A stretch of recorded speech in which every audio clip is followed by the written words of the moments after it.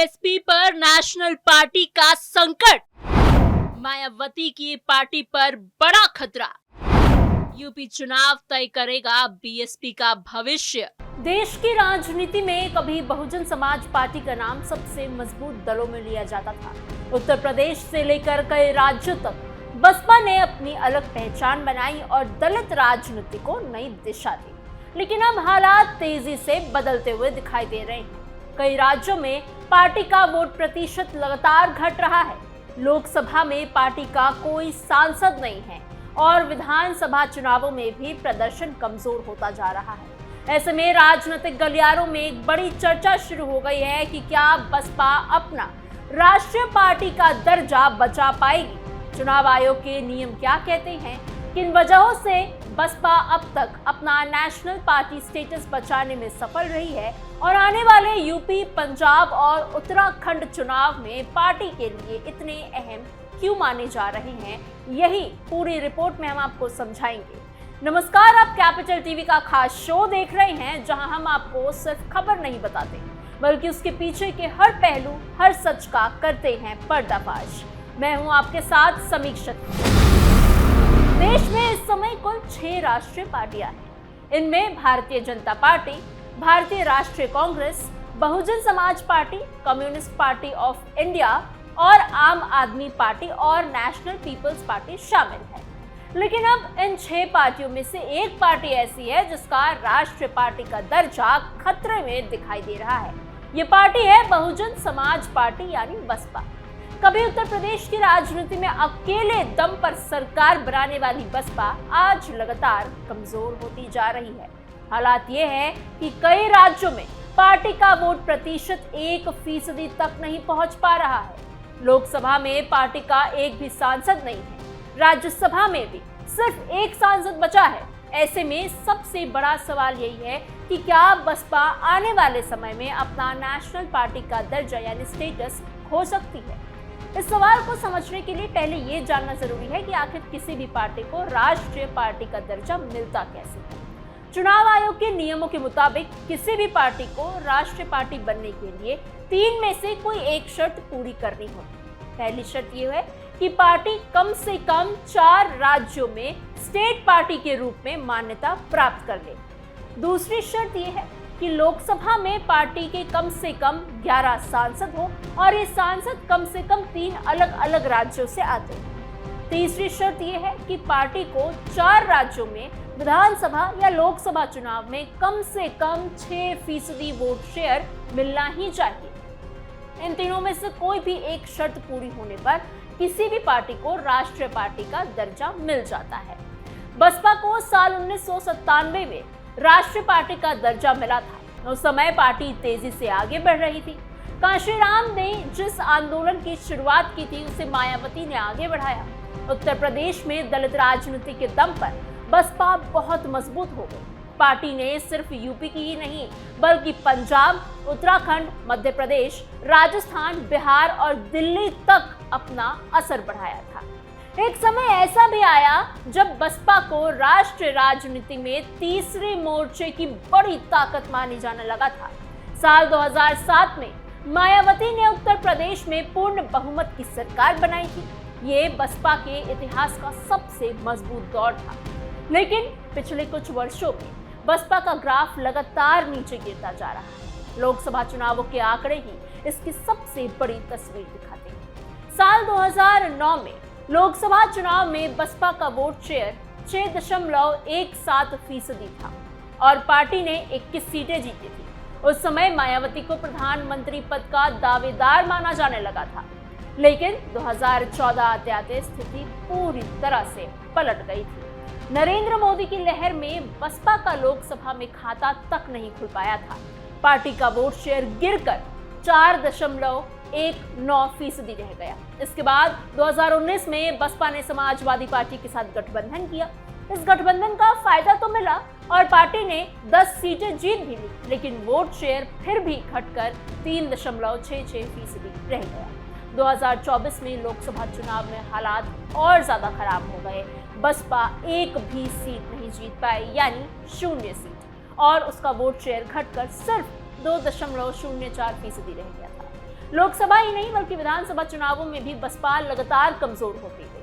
पश्चिम बंगाल विधानसभा चुनाव में बसपा ने 294 सीटों में से 152 सीटों पर उम्मीदवार अपने उतारे थे, लेकिन पार्टी का प्रदर्शन इतना खराब रहा कि सभी उम्मीदवारों की जमानत जब्त हो गई। पार्टी को कुल 1,17,000 वोट मिले, जो कुल वोटों का सिर्फ 0.18% था। इसी तरह केरल विधानसभा चुनाव में बसपा ने 140 में से 55 सीटों पर उम्मीदवार उतारे। यहाँ पार्टी को सिर्फ 33,125 वोट ही मिले और वोट प्रतिशत महज 0.15% रहा। तमिलनाडु में भी हालात अलग नहीं थे। 234 सीटों वाले चुनाव में बसपा ने 118 सीटों पर उम्मीदवार उतारे, लेकिन उसे सिर्फ 53,369 वोट ही मिले और वोट प्रतिशत 0.11% रहा। इन तीनों राज्यों को जोड़कर देखा जाए तो बसपा को कुल 2,04,000 वोट मिले, लेकिन वोट प्रतिशत इतना कम था कि पार्टी कहीं भी स्टेट पार्टी बनने की शर्त ही पूरी नहीं कर पाई। यही वजह है कि बसपा के नेशनल पार्टी स्टेटस पर अब खतरा मंडरा रहा है। बिहार में भी बसपा को बहुत उम्मीद थी। 2025 के बिहार विधानसभा चुनाव में पार्टी ने 243 सीटों में से 192 सीटों पर उम्मीदवार उतारे थे। बसपा सिर्फ एक सीट ही जीत सकी, उसे कुल 8,13,000 वोट मिले, लेकिन वोट प्रतिशत सिर्फ 1.62% ही रहा। यानी यहाँ भी पार्टी स्टेट पार्टी की मान्यता हासिल नहीं कर पाई। दिल्ली विधानसभा चुनाव में भी बसपा का प्रदर्शन बेहद ही कमजोर रहा। फरवरी 2025 में हुए चुनाव में पार्टी ने 70 में से 68 सीटों पर अपने उम्मीदवार उतारे थे, लेकिन एक भी उम्मीदवार अपनी जमानत तक नहीं बचा पाया। पार्टी को सिर्फ 55,000 वोट मिले और वोट प्रतिशत 0.58% रहा। हरियाणा में बसपा ने इंडिया अलायंस लोकदल यानी INLD के साथ गठबंधन किया। 90 सीटों में से 35 सीटों पर बसपा ने चुनाव लड़ा, लेकिन सभी उम्मीदवार हार गए। वोट प्रतिशत सिर्फ 1.82% रहा। महाराष्ट्र में भी बसपा ने 288 सीटों में से 237 सीटों पर उम्मीदवार उतारे, लेकिन यहाँ भी उनके उम्मीदवारों की जमानत जब्त हो गई। पार्टी का वोट शेयर सिर्फ 0.48% ही रहा। झारखंड की बात करें तो वहां भी बसपा ने सभी 81 सीटों पर उम्मीदवार उतारे थे, लेकिन एक भी सीट वो जीत नहीं पाई। वहां भी पार्टी का वोट प्रतिशत 1% से कम ही रहा था। बसपा के कमजोर होने की कई वजहें मानी जा रही हैं। सबसे बड़ी वजह यह है कि पार्टी का संगठन पहले जितना मजबूत नहीं रहा है। एक समय था जब गांव-गांव तक बसपा के कार्यकर्ता सक्रिय रहते थे, लेकिन अब कई राज्यों में पार्टी का जमीनी ढांचा कमजोर पड़ चुका है। दूसरी वजह यह है कि दलित वोट बैंक अब पहले की तरह पूरी तरह बसपा के साथ नहीं रह पा रही है। उत्तर प्रदेश में बड़ी संख्या में दलित वोट भाजपा की तरफ आ गए हैं। कुछ हिस्सों में समाजवादी पार्टी ने भी दलित वोटों में सेंध लगाई है, अपनी पीडीए वाली रणनीति खेलकर। युवा वोटर भी बसपा से पहले जैसा जुड़ाव महसूस किया कर रहे थे, अब वैसा नहीं कर रहे हैं। हालांकि अभी बसपा का राष्ट्रीय पार्टी का दर्जा पूरी तरह से खत्म नहीं हुआ है। इसकी सबसे बड़ी वजह चुनाव आयोग के नियमों में हुआ बदलाव है। साल 2014 में जब लोकसभा चुनाव में बसपा का खाता नहीं खुला था, तब चुनाव आयोग ने बसपा, नेशनलिस्ट कांग्रेस पार्टी और कम्युनिस्ट पार्टी ऑफ इंडिया को शो कॉज नोटिस जारी किया था। चुनाव आयोग ने पूछा था कि आखिर क्यों ना इन पार्टियों का राष्ट्रीय पार्टी का दर्जा खत्म कर दिया जाए। उस समय बसपा ने आयोग से समय मांगा था और दिल्ली विधानसभा चुनाव के नतीजों तक इंतजार करने की अपील की।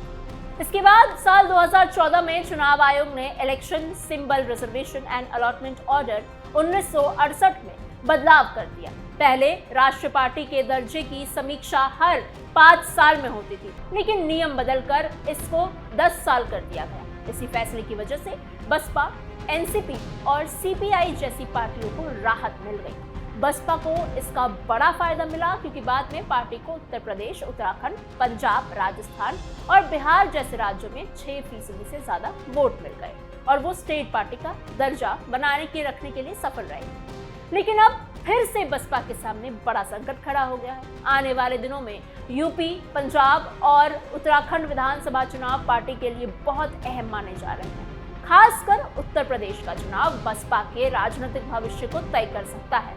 यूपी बसपा का सबसे बड़ा गढ़ माना जा रहा है। अगर यहाँ भी पार्टी का वोट प्रतिशत बहुत नीचे चला गया तो उसका असर सीधे उसके राष्ट्रीय पार्टी के दर्जे पर पड़ेगा। पंजाब में भी बसपा कभी मजबूत मानी जाती थी। दलित आबादी ज्यादा होने की वजह से पार्टी को वहां भी अच्छी उम्मीद रहती थी, लेकिन पिछले कुछ चुनावों में पार्टी लगातार कमजोर ही होती चली जा रही है। उत्तराखंड में भी बसपा पहले कुछ सीटों पर असर रखती थी, लेकिन अब वहां भी उसकी ताकत घट चुकी है।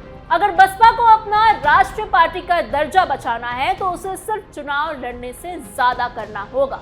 पार्टी को फिर से जमीन पर सक्रिय होना पड़ेगा, नए नेताओं को आगे लाना होगा, युवाओं और दलितों के बीच में दोबारा वही मजबूत पकड़ बनानी होगी, क्योंकि सिर्फ पुराने वोट बैंक के भरोसे अब राजनीति नहीं चल रही। आज की राजनीति पूरी तरह बदल चुकी है। सोशल मीडिया, बूथ मैनेजमेंट, गठबंधन और लगातार एक्टिव रहने वाली राजनीति का दौर है। भाजपा, कांग्रेस, आम आदमी पार्टी और क्षेत्रीय दल लगातार जनता के बीच सक्रिय रहते हैं, लेकिन बसपा लंबे समय से शांत है और सीमित राजनीति करते हुए नजर आ रही है। और यही वजह है कि पार्टी का जनाधार लगातार घटता ही जा रहा है। फिर भी ये कहना जल्दबाजी होगी कि बसपा पूरी तरह खत्म हो गई है। उत्तर प्रदेश में आज भी पार्टी का एक मजबूत कोर वोट बैंक मौजूद है। मायावती अब भी दलित राजनीति का बड़ा चेहरा मानी जाती है और ये सच है, लेकिन ये भी सच है कि अगर आने वाले चुनावों में पार्टी का प्रदर्शन नहीं सुधरा तो बसपा का राष्ट्रीय पार्टी का दर्जा बचाना बेहद मुश्किल हो सकता है। फिलहाल इस खबर में इतना ही। आपको क्या लगता है कि क्या मायावती अपने पार्टी की जो राष्ट्रीय पार्टी का दर्जा है वो बचा पाएगी? हमें कमेंट बॉक्स में अपने सोच विचार जरूर बताइएगा। ऐसी और खबरों के लिए बने रहिए कैपिटल टीवी उत्तर प्रदेश के साथ।